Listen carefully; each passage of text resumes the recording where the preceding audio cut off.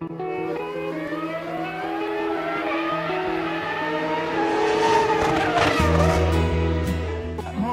bé, estupendo.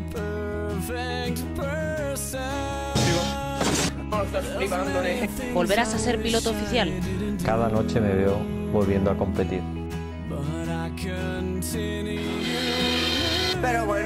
Pero bueno. De hecho, hay ya un volante libre en McLaren y no sé por qué Ron Dennis no se lo da a Pedro Martínez de la Rosa.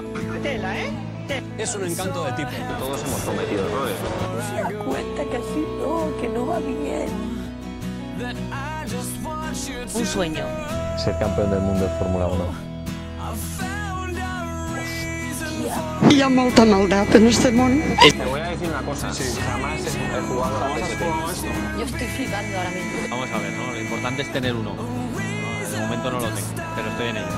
¿Y el Oscar es para? Y a muerte con ello.